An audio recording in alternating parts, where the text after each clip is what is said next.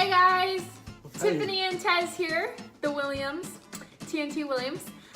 We want to talk about how we Paid our debt off in 11,000 in 8 months. and this is one of the biggest questions we get when we share our debt-free journey on Instagram. And so we just wanted to share 4 basic steps. They're very simple, but it takes a lot of discipline. So that way, as you are paying off your debt, maybe this will inspire you or give you some hope that you can do it too. So a little bit of background. We are paying off our debt on very starter salary jobs. So it's not like we're making 6 figures a year or anything crazy like that. Someday we'll be there, but we just graduated. I graduated in April. I graduated December 2017. So a year ago. And Yep. we've been married since April of this last year. And like he said, $11,000 in 8 months. So you want to share the first tip? Yeah, so the first tip, we paying off your debt, man. You have to, how can I put this? Every dollar budget. if you are a fan of Dave Ramsey, then you definitely need to take Financial Peace University. I would say that's the first step. And definitely start off with the every dollar budget. Learn how to budget every dollar you make. Learn how to give your time, your money a job. Just like you would give your time a job when you planning your day and you're scheduling your day. Make sure you give every dollar a job, every dollar something to do. Because if you just spend it, you'll never know where it goes without budget. And this doesn't mean you have to spend every single penny which you make. It simply means you allocate where it's going before it goes. So you put, I'm putting X amount of money to savings or X amount of money to debt. It doesn't mean you're gonna go out and frivolously spend every single penny you've made. That's not the case. You're just giving it a name. Yeah, you just Like you basically said, allocating. Right. So then what I would say that would be the first step. The main step is budget your money so that you can see where you can squeeze in the debt payments at. So And we use the free. It's okay. We use the free Every Dollar app. It's completely free. We got the paid version from doing the Financial Peace University course. But before we were married, I was using the free version, and honestly, we don't use any of the premium features anyways. So, because the premium just like links to your joint, we do it all manually. So definitely get the free. Step number 2, this one was huge for me, was increasing your income. And this could come in a multitude of different ways. We made this happen in 2 ways this year. The first way that we made happen was through me getting a promotion. And that was simply because I put my effort in at work. I networked and I got promoted to a bigger job with a, of course, pay raise with it. And that just came from networking and doing my job really good and then asking for it, going for it. And the second would be the side hustles. our business. I've been doing my business for over 3 years now, but this year he's joined me. And we have been able to increase our income through our side hustle. Right. And when she says side hustle, you know, it doesn't always have to be a full-fledged business. It can be something as simple as something online, man, some online money, network marketing, or whatever it is that you do. If you make crafts, if you have extra stuff laying around at blogs, home, you sell old clothes. Blogs, eBay, Shopify, it's so much out there to make extra money. My stupid self, I had multiple jobs last year, man. I tried to be a part-time football coach, and it just took up so much of my time. And I was working part-time somewhere else, wasn't I? Yeah, multiple jobs. Yeah, I had multiple jobs while having a full-time job and working overtime every weekend. And you can do that, but you can do that, but your schedule. Yeah, I would tell you what that would do for you.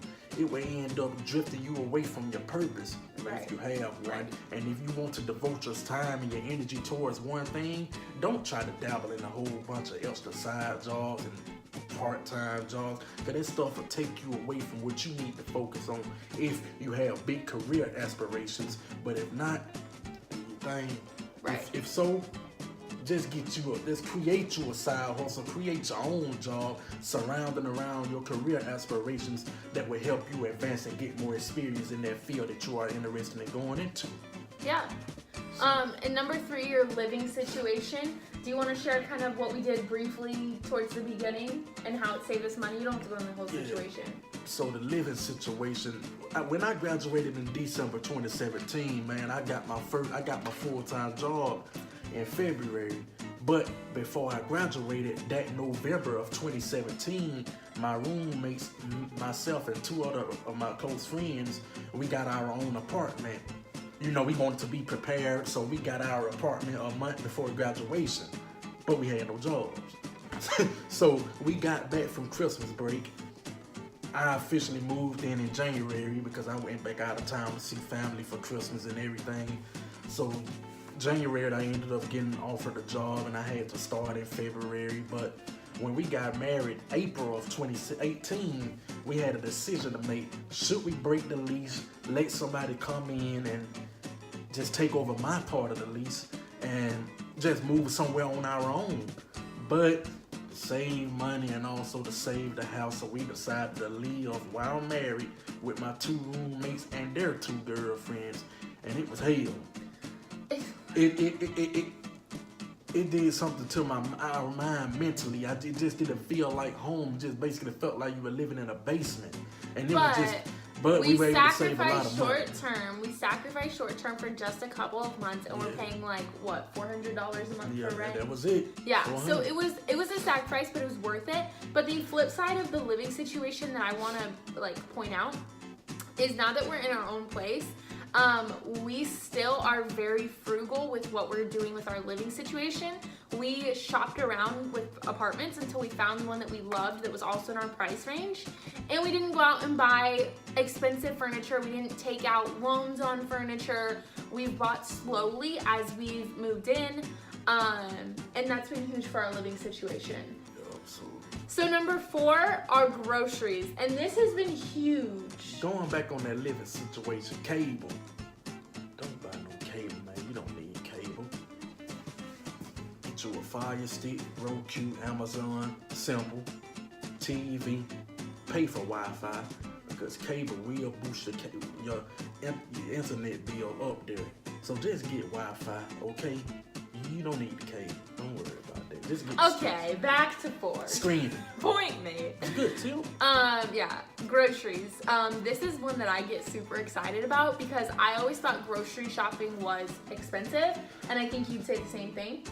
But what I realized this in college, was I was spending $20 to $30 a week on myself for groceries, healthy groceries. And what I realized was it was more expensive to eat unhealthy than to eat healthy. For example, today we went out to lunch because we decided that's something we wanted to do. And it was $17, almost $18, for the 2 of us to eat out.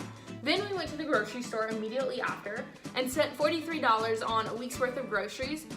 We did have 3 bags of frozen vegetables here that we are including, so that would have added maybe $5 more, if that. But the point is, for under $50, we get a week's worth of groceries.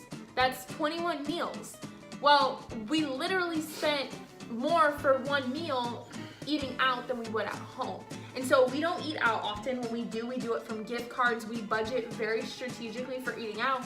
We go places where we can share a meal. Usually $30 to $50 a month.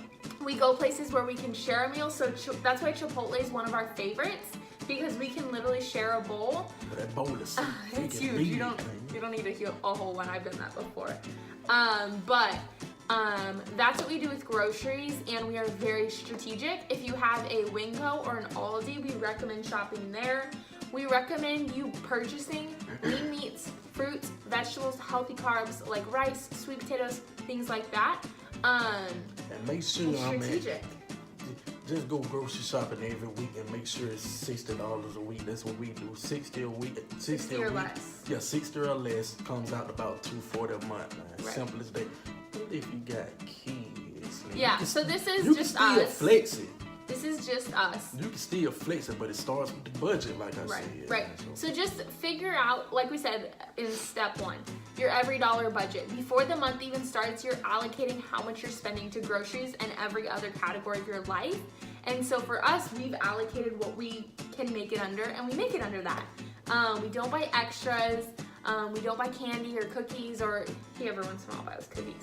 But we always make sure it's within that limit. So those are our 4 tips. I can't speak today. We will make sure to share more with you and share our journey with you as we're going.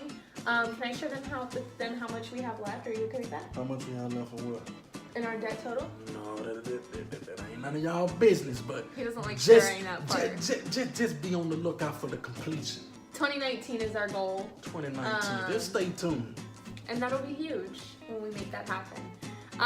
So with that, we'll continue to keep sharing tips on our Instagram. I'm Tiffany Nora Williams on Instagram. And I'm at Coach_Tez. Follow that.